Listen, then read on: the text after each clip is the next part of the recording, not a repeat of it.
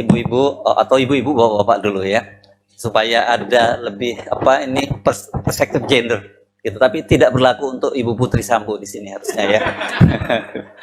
Oke, terima kasih saya dipercaya untuk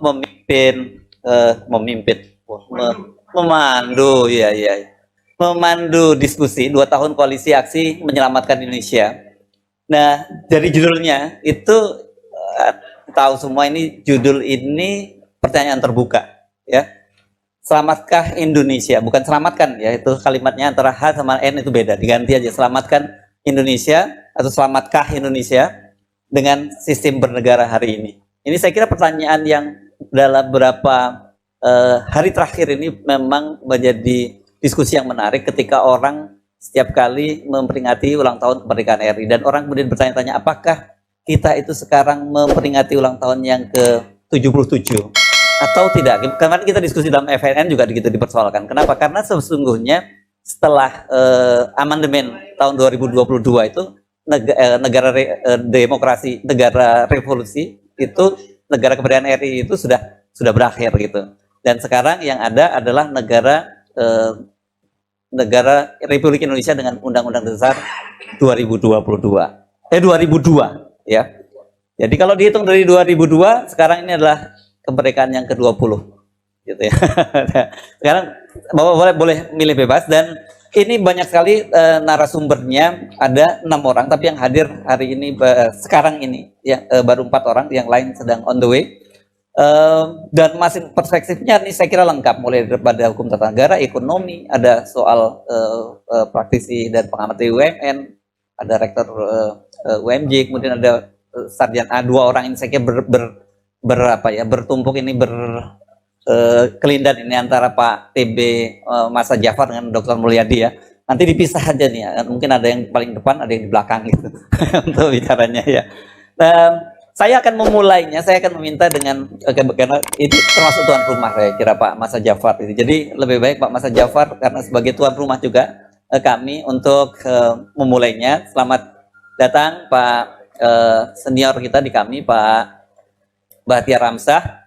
Dan insya Allah ini acara ini tadi kan tadi belum dimulai dengan doa, tapi nanti kita mesti akhiri dengan doa. Tapi insya Allah acara ini penuh keberkahan karena presidium kita kan Pak Gatot Nurmantio baru kembali dari Tanah Suci, jadi masih dikawal 40 malaikat gitu. Jadi ya presidium. Aduh, ini maunya kecepatan aja Pak ya. Jadi meskipun tadi mestinya dimulai dengan doa tapi tidak dimulai dengan doa, kehadiran Pak Gatot insya Allah akan membawa keberkahan kita bersama. Ahlan wa sahlan Pak, dan insya Allah hajinya mabrur. Saya percaya Pak Gatot ketika di Masjidil Haram maupun di Raudhah di Madinah tidak akan berdoa tentang dirinya sendiri. Udah selesai urusan itu dengan Pak ya. Urusan untuk diri sendiri Pak Gatot udah selesai. Yang pikirkan Pak Gatot pasti insya Allah itu soal berbangsa bernegara gitu ya. Gitu ya Pak ya. Amin insya Allah, dan mudah-mudahan doanya dijabah. Dan saya banyak tahu sekarang banyak sekali warga Indonesia yang pergi ke Tanah Suci dan berhasil Tanah Suci, itu doanya ya adalah untuk kebaikan bangsa dan negara ini. Apakah tanda-tanda peristiwa yang terjadi belakangan ini Allah menunjukkan kekuatannya bahwa makar Allah itu jauh lebih dahsyat ketimbang makar manusia? Kita tidak tahu ya. Namanya kita ikut saja sunatullah, dan katanya kan kalau sesuatu sudah berlebihan itu pasti akan pada sampai titik kulminasi. Kita tinggal berdoa apakah ini merupakan dari itu. Nah, tapi sambil berdoa tentu juga harus ikhtiar juga, dan mari kita diskusikan. Tetapi saya ingin agar diskusi ini sebenarnya tidak hanya berhenti pada diskusi, tapi ada rekomendasi aksi yang lebih konkret. Silakan Pak Dr. Masa Jafar dulu.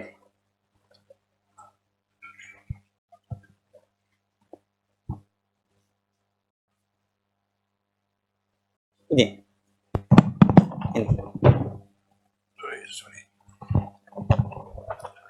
Baik, terima kasih Mas Resu. Yang saya hormati Pak Gatot, Presidium kami, Pak Dr. MS Kaban, abang kita, Bang Senior, Bang Bahtiar Ramsah, dan rekan-rekan aktivis semua. para pembicara. Jangan nomor. Assalamualaikum warahmatullahi wabarakatuh. Saya singkat. Jadi persoalan politik ini sebenarnya cara membacanya, saya kira para sarjana itu sudah mendefinisikan, bahkan memberikan satu model kepolitikan Indonesia, baik yang ditulis oleh para Indonesianis, ya, peneliti luar, maupun juga beberapa ilmuwan sosial politik yang ada di tanah air kita. Saya kira bisa dibaca buku. Ada Richard Robinson, saya kira banyak sekali ya, banyak sekali. Saya nggak perlu sebut. Benedict Anderson, banyak sekali. Kemudian dilanjutkan ada Ari Budiman, ada Motor Masud, banyak sekali. Dari bacaan itu semua ada irisan pada 3 variabel. 1, struktur kekuasaan. 2, struktur ekonomi.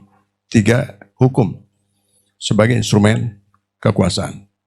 3 ini selalu dia beriringan dan itu digunakan untuk membangun konsolidasi kekuasaan, mempertahankan kekuasaan, juga bagaimana merespon reaksi dari barisan kekuatan kritis oposisi. 3 ini. Nah, oleh karena itu, konstitusi yang dirumuskan oleh founding fathers kita, jadi yang saya sebutkan tadi 3 variabel itu adalah struktur yang eksis, real, the real politics. Ini real, hari-hari yang kita hadapi ini. Itu satu. Yang kedua adalah pelembagaan politik. Ya, ada demokrasi, yes, ada parlemen, ya, ada partai, ya. Tetapi 2 ini tidak, nggak matching, betul. Nah, kita terlalu banyak sibuk ngurusi yang formal ini, yang pelembagaan ini.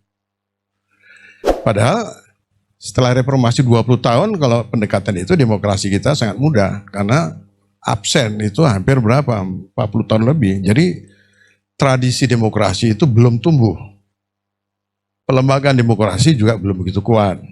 Apalagi kalau kita bicara kesadaran atau kultur demokrasi. Jadi orang diinjak-injak sampai setengah mati juga nggak ngelawan, istilahnya begitu, maaf kasarnya begitu. Jadi kesadaran politik warga negara itu tidak sebagaimana yang kita harapkan atau kita lihat pada negara lain. Ya, kalau negara lain soal pajak aja bisa ribut. Malaysia yang kita anggap negara kerajaan, tetapi kenaikan harga kebutuhan pokok itu bisa ribut, parlemen itu bisa ribut. Itu padahal demokrasi itu tidak sehebat kita. Tetapi yang menyangkut kebijakan-kebijakan, yang menyangkut hajat hidup orang banyak, itu boleh kita katakan itu menjadi concern. Concern pada para anggota parlemen, dia mau oposisi mau tidak, mereka sangat concern. Itu yang pernah saya amati gitu ya. Jadi kita lihat ada keunikan yang kita coba compare kita itu. Nah, oleh karenanya yang ingin saya katakan ada satu kontinuitas pada struktur masyarakat kolonial. Jadi sebenarnya di Republik ini yang berkuasa itu adalah orang-orang yang memiliki modal. Baik itu karena ada penjajahan, kemudian ada kalau dalam analisis sosiologi politik, saya kira hampir di dunia ketiga. Jadi di puncak itu adalah kolonial. Kemudian ada middle class-nya, itu adalah perpanjangan dari kekuatan kolonial. Nah, baru rakyat jelata. Dan kalau kita lihat 2 kelas ini, ya, itu tidak imbang. Tidak imbang. Nah, oleh karena itu saya bisa memahami spirit Bung Hatta mengatakan bahwa kedaulatan ekonomi, kedaulatan politik itu sesuatu yang tidak bisa dipisahkan. Tidak mungkin ada kedaulatan rakyat kalau kedaulatan ekonomi rakyat tidak terjadi. Itu nonsense. Nah, ini kalau kita baca teori pengalaman negara-negara Eropa tentang posisi middle class, ya, itu tidak terjadi. Ada middle class di kita, tetapi kita bisa lihat dari 2 sudut pandang. Satu, middle class dalam pengertian satu kelas, dua ekonomi. Kalau yang satu ya banyaklah sarjana ini kan publikasi sarjana kan luar biasa. Banyak sekali, orang pintar banyak sekali. Yang kedua dari sudut ekonomi, berapa pertumbuhan kelas menengah ekonomi yang dicangkok maupun yang tumbuh secara mandiri, independen. Kecil sekali. Christian Wibisono dulu pernah coba memposisikan itu. Jadi yang betul-betul middle class ya, di sudut ekonomi itu, pengusaha-pengusaha saudagar yang tangguh itu sekitar nggak sampai 3%. Jadi selebihnya itu banyak kabir-kabir. Kalau sekarang apa istilahnya itu? Karena fasilitas negara. Jadi kalau penguasanya sebagai topangannya bangkrut, jatuh ya dia juga jatuh. Jadi dia di dalam konstelasi politik, di dalam pertarungan politik, dia tidak menentukan. Tidak menentukan. Nah, jadi kalau kita lihat itu, saya kira salah satu problem kita itu adalah absennya middle class. Nah, kenapa? Supaya kita realistis melihatnya. Ini kita lihat beberapa momentum ya politik udah berulang-ulang ini. Bahkan yang terakhir itu. Tapi santai-santai aja tuh. Gak ada tanda-tanda itu ya. Saya juga pusing. Kampus juga begitu ya. Nah, kita melihat dari perspektif middle class itu, apa artinya memang middle class kita itu sangat lemah. Itu yang pertama. Yang kedua, baik lemah secara ekonomi karena dia sangat bergantung. Jadi kalau sedikit diancam dia ancaman itu juga efektif untuk kampus. Jadi kalau pangkatnya nggak diurus, karena apa dia itu ketergantungan pada masa depan karirnya. Jadi banyak sekali ya. Nah itu ya beberapa variabel. Nah oleh karenanya saya kembali lagi. Jadi sejak kemerdekaan perubahan struktur sosioekonomi dan juga politik itu tidak mengalami suatu perubahan yang cukup signifikan. Ya sistemnya berubah, tapi pemainnya tetap itu aja. Dan rejim yang pernah berkuasa itu juga gagal menaikkan middle class. Ya, Pak Harto itu kan baru terakhir Pak Harto. Tapi udah di ujung gitu. Jadi beliau juga gagal. Ya karena dia masuknya kan ukurannya kan pertumbuhan. Tetapi berapa banyak kelas menengah yang tidak hanya di kota juga di desa-desa. Nah inilah yang menjadi sasaran yang kemudian dikendalikan oleh kekuatan uang sampai pada hari ini. Sampai pada pengusaha-pengusaha yang tanggung itu. Walaupun kebijakan-kebijakan diambil oleh para pengambil keputusan, pemerintah parlemen tidak bisa melawan. Ya, jadi karena memang tidak ada kelas menengah yang mandiri. Kemudian yang kedua, dari sudut tadi kan pendekatan sosial kelas. Nah, pendekatan sosial kita lihat ada dua kekuatan besar ya dalam sejarah kita. Ormas agama terbesar, ada Muhammadiyah, ada NU. Ya, ini juga kita selalu bertanya. Jadi ada teori mengatakan bahwa oke, walaupun dari pendekatan sosial kelas itu tidak bunyi, mestinya kekuatan-kekuatan agama mestinya dia bunyi istilahnya. Dan itu yang terjadi ketika kejatuhan Markos. Semua gereja itu teriak. Jadi agama itu menjadi sangat fungsional. Jadi tidak berhenti pada simbolik, tapi agama itu justru sebagai kekuatan agen perubahan. Ukurannya saya kira banyak sekali. Ya, ukuran moral.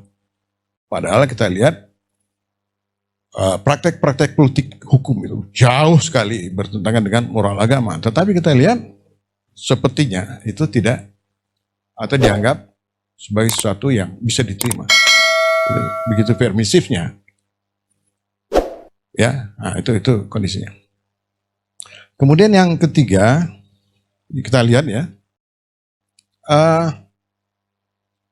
pasca reformasi, peta politik kita itu susah kita mengidentifikasi. Sebenarnya siapa sih kekuatan pro-perubahan dan anti perubahan? Susah. Yang dulu teriak reformasi, sekarang justru jadi kekuatan anti perubahan. Nah, kayak model Pak Gatot ini langka. Padahal model Pak Gatot ini kita lihat pada perubahan di Portugal, itu justru jenderalnya yang memimpin perubahan. Ya, itu pada model transformasi. Juga ada beberapa model lain. Nah, kita agak sukar melihat di Indonesia ini modelnya seperti apa.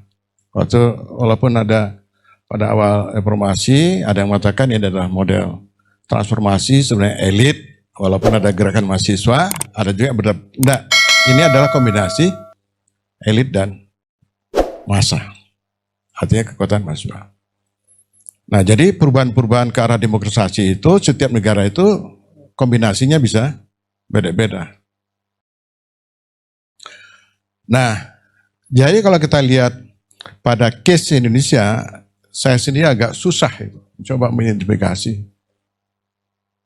Ya, jadi kalau kita baca di sini kan ramai sekali diskusi sampai mana, tetapi kesadaran perubahan itu belum transformasikan sebagai satu gerakan politik, belum. Berarti ini kan ada missing. Di mana missingnya?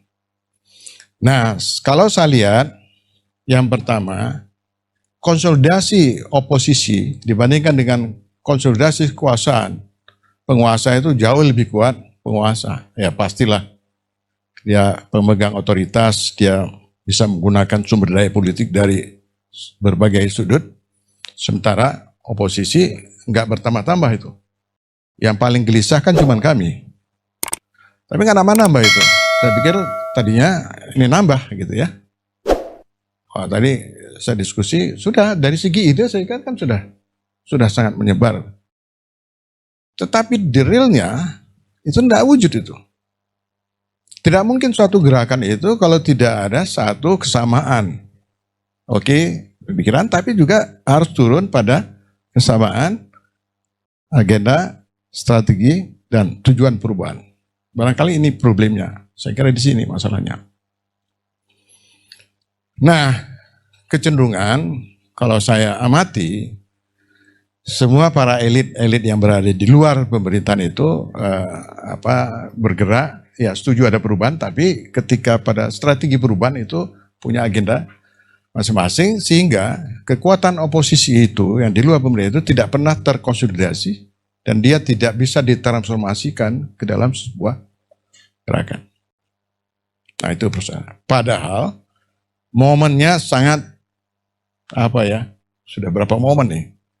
Yang terakhir sebenarnya ini momen yang paling seksi nih. Jadi dia bisa masuk kemana-mana. Hukum dia masuk ke Indonesia juga kepada struktur kekuasaan. Jadi instrumen ini adalah yang menopang eksistensi oligarki. Dia bagian dari mesin kekuasaan. Ini kan apa saja.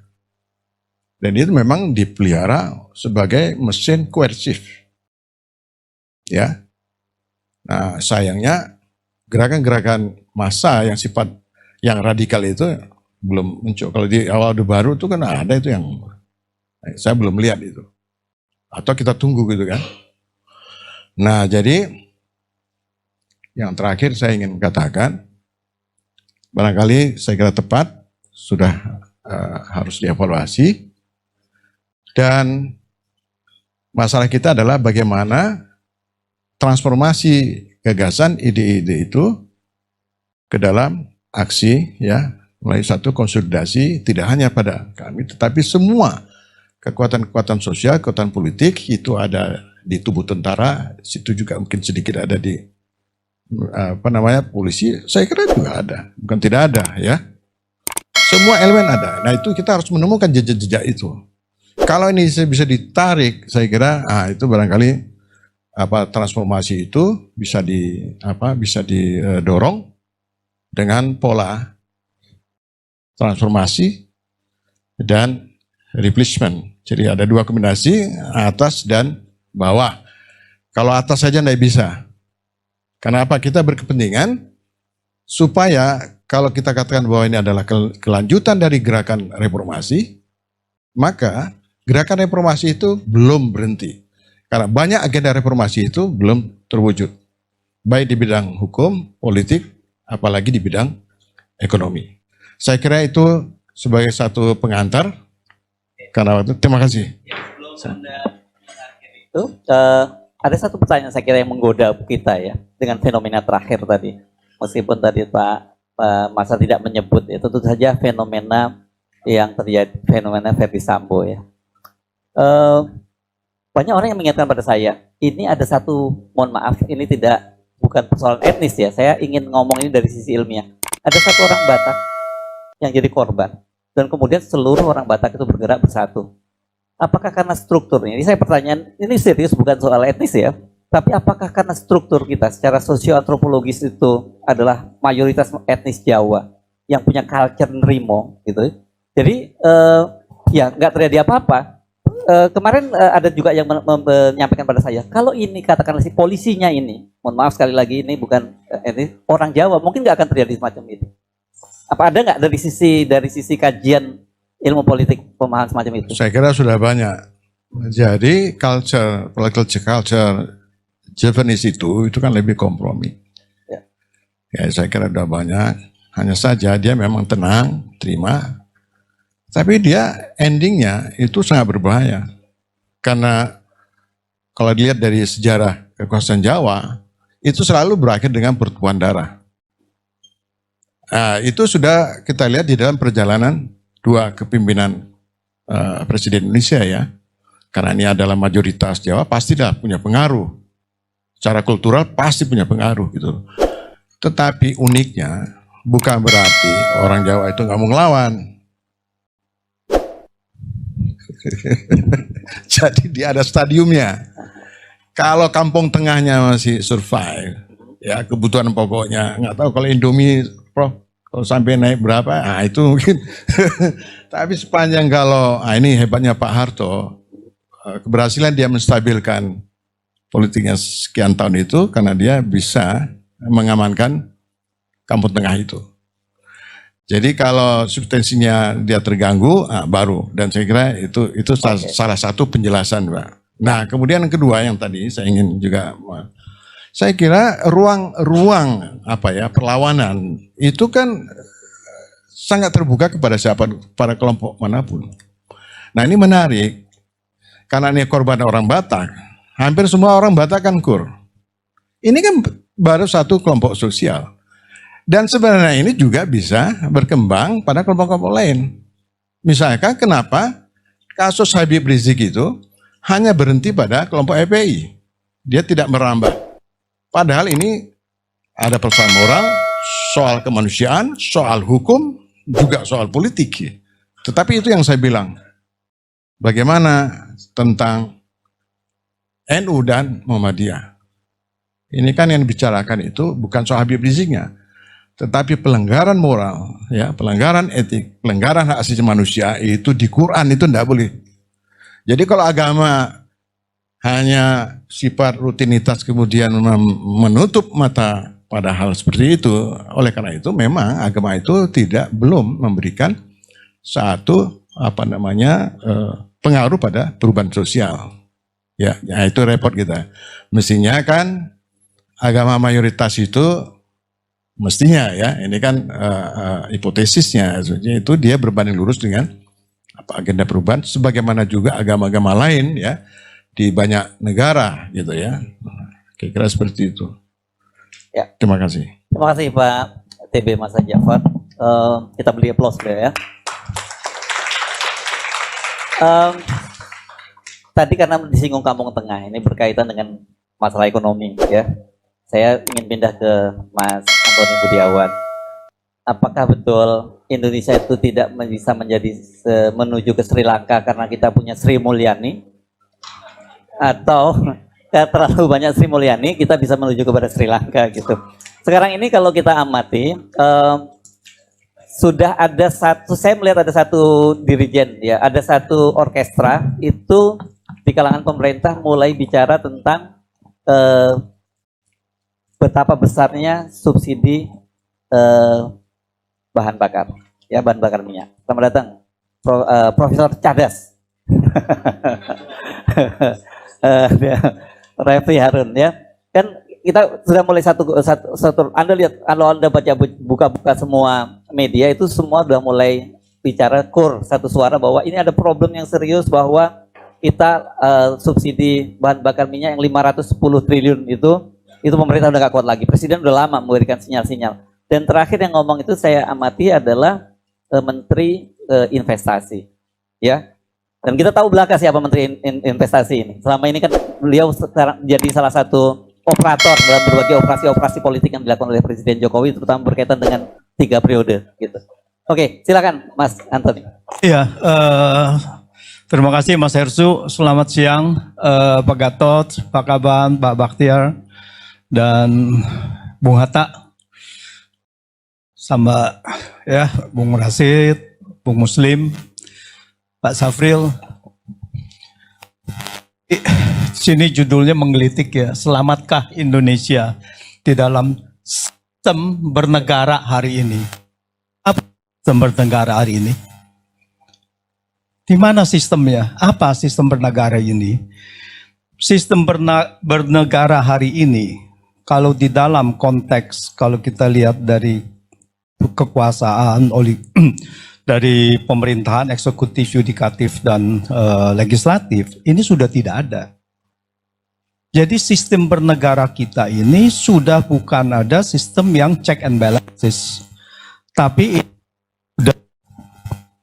ini adalah sudah sistem tirani. Jadi ini memusatkan kekuasaan untuk bersama-sama, dan saya kategori ini adalah sistem tirani. Lalu mereka tirani adalah membuat hukum demi kelompoknya sendiri, untuk kepentingan kelompoknya.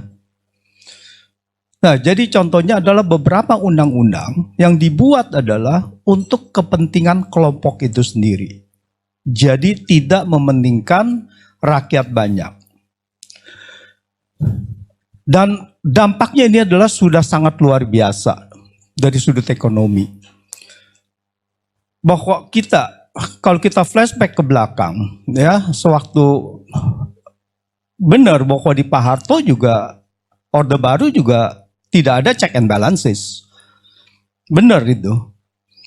Tetapi bahwa kepemimpinan dari Orde Baru itu masih memikirkan kepada rakyat. Contohnya, itu waktu sumber daya dikuasai oleh negara. Semua hasil dari kenaikan harga komoditas, harga minyak, karet, dan sebagainya semuanya itu dikembalikan kepada APBN. APBN kita meningkat tajam. Tetapi sekarang, sejak reformasi, kita bisa lihat perluasan lahan untuk komoditas, untuk khususnya batu bara, itu dikuasai oleh sekelompok masyarakat saja, sekelompok pengusaha. Ekspor batu bara dari 2004 sampai dengan 2019 itu adalah 245 miliar US dollar. Artinya sekitar dengan kurs saat ini adalah sekitar 3.750 triliun, sekitar gitu ya, 3.750 triliun. Dan menurut saya adalah paling sedikit setengahnya, atau dari 245 paling sedikit 100 miliar itu adalah profit. Berapa banyak itu? Dan batu bara adalah dikuasai oleh segelintir pengusaha. Nah, kita lihat sejak 2004, terus di 2015 ini semakin ekonomi ini semakin, kalau kata-kata saya semakin brutal. Penguasaan ini semakin transparan bahwa ini dikuasai, dan kebijakan fiskal, jadi ekonomi politik fiskal ini sangat tidak berpihak kepada rakyat. Contohnya apa? Jadi kalau kita bicara ekonomi politik fiskal APBN, sewaktu kita menentukan barang publik, ya, public goods, itu adalah seperti sekarang ini Pertalite dan sebagainya, tadi Mas Hersu menanyakan, itu bukannya masalah kekuatan fiskal apa tidak, bukan masalah subsidi sudah 500 triliun apa tidak, tetapi yang harus dipermasalahkan adalah apakah rakyat mampu apa tidak. Itu yang harus dipermasalahkan. Kalau rakyat tidak mampu, itu masih harus disubsidi. Jadi bahwa kalau APBN tidak mampu, ya pengeluaran lain harus dipangkas. Tarif listrik, semuanya itu adalah kepatutan dari kemampuan masyarakat untuk membayar. Nah, karena DPR-nya tadi sudah tidak memberikan kontrol kepada situ, maka tidak terjadi kebijakan ekonomi politik yang untuk rakyat. Salah satunya yang sangat-sangat menyakitkan rakyat adalah sewaktu pandemi, di mana harga minyak turun sampai ke $20, $10, tetapi tidak ada harga BBM turun. Ini adalah benar-benar kejahatan terhadap rakyat. Begitu naik, langsung naiknya cepat sekali. Nah, ini yang dimaksud dengan ekonomi politik fiskal kita. Ini sangat tidak pro rakyat, malah menzalimi, malah mencederai rakyat. Dampak dari DPR tidak ada fungsinya, tidak memainkan fungsi itu optimal. Proyek-proyek ini, proyek infrastruktur, ini membengkaknya itu bukan kalau dulu masih puluhan miliar dan ratusan miliar mata kita sudah melotot. Sekarang ini triliunan. Jalan tol Cilincing, Cibitung, itu biaya proyek naik dari sekitar 4 triliun menjadi 10,2 triliun. Bayangkan, biaya membengkak dari 4 triliun menjadi 10,2 triliun.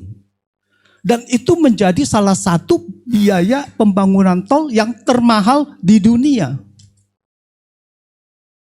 Dan juga kereta cepat. Cost overrun-nya, biaya bengkaknya adalah 1,9 miliar dolar. Setara dengan 28 triliun. Itu pembengkakan. Bagaimana bisa proyek 6 triliun bengkaknya 2 triliun sepertiga, lebih dari 30%. Apa bengkaknya? Kalau kita lihat dari 6 miliar saja, itu adalah sudah salah satu yang termahal. Kalau harga proyek yang sama di China, itu cuma maksimum 3 miliar. Karena dia 21 juta dolar per kilometer. Kita cuma ada 142 kilometer. Jadi kalau dengan harga seperti sekarang menjadi 8 triliun, itu kurang lebih kita sama dengan pembangunan kereta cepat yang paling mahal di dunia, di California. 50 juta per kilometer. Kita lebih dari situ juga, kurang lebih sama. Jadi bayangkan di Indonesia dengan 142 kilometer kereta cepat, lalu biaya proyeknya itu yang menjadi termahal di dunia. Tapi apa rakyat bisa apa? DPR sudah begitu. Jadi pasti kalau ini berlanjut, pasti kalau ini 2024 berlanjut seperti ini, pasti negara ini tidak selamat. Saya jamin itu. Kalau kita di 2018, sekarang di 2018, maka rakyat miskin kita itu ada 150 juta orang atau 56%. Menurut Bank Dunia. Tahun 2020 itu masih di atas 50%. Itu yang mempunyai pendapatan hanya 1 juta rupiah per bulan, per orang. Bayangkan, Kalau itu menjadi 2 juta pendapatan yang per orang per bulan 2 juta, itu berapa rakyat kita?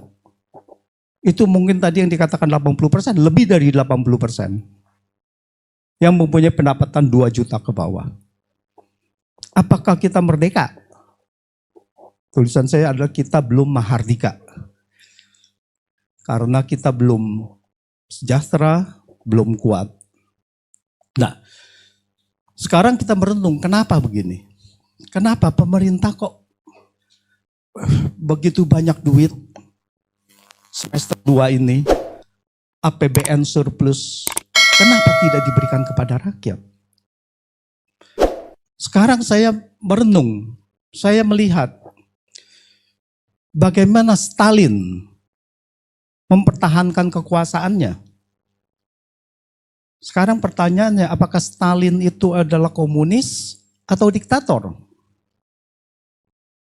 Dan lebih kecenderungannya lebih banyak diktator. Pada saat itu Stalin mempertahankan kekuasaannya dengan mengatakan, dengan dia berpikiran bahwa rakyat itu harus dimiskinkan supaya tidak ada kekuatan untuk melawan. Jadi waktu dia membuat kooperatif untuk land reform, semuanya diambilin, rakyat yang harus bertanam tanpa dibayar, semuanya disedot sama dia mengenai hasil-hasilnya, dan terjadilah kelaparan di Ukraina.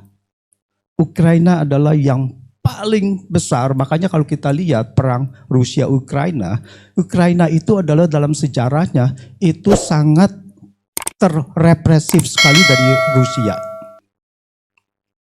Kelaparan. Berapa puluh juta orang mati di sana. Itu salah satunya adalah itu. Yang kedua adalah, jadi pemikirannya adalah rakyat miskin itu tidak ada kekuatan untuk melawan. Yang kedua, Stalin melarang agama. Semua yang berbau agama dikejar sama dia. Tidak boleh. Tidak ada yang di situ namanya Alkitab yang berbau agama apa segala. Karena agama menurut dia adalah cikal bakal perlawanan melawan ketidakadilan. Jadi apakah di sini ada kesamaan dengan yang namanya ada sekelompokin yang dikatakan lalu radikal-radikal ini? Ini adalah untuk memang mempertahankan bahwa ini tidak boleh bangkit. Kalau dengan adanya begini, dengan adanya kelompok agama yang mempertahankan ketidakadilan, yang menyuarakan ketidakadilan, maka akan menjadi cikal bakal perlawanan. Itu terjadi oleh Stalin. Nah, jadi selama ekonomi kita, selama ekonomi politik kita seperti begini, dan tidak ada kekuatan rakyat yang untuk bangkit, untuk melawan perubahan-perubahan ini, maka saya kira bahwa Indonesia tidak akan terselamatkan, kecuali ada perubahan total. Demikian, terima kasih. Serem nih kita dengar penjelasannya dari Mas Antoni ya. Langsung dijawab bahwa tidak akan selamat gitu ya. Hah? Fakta itu ya.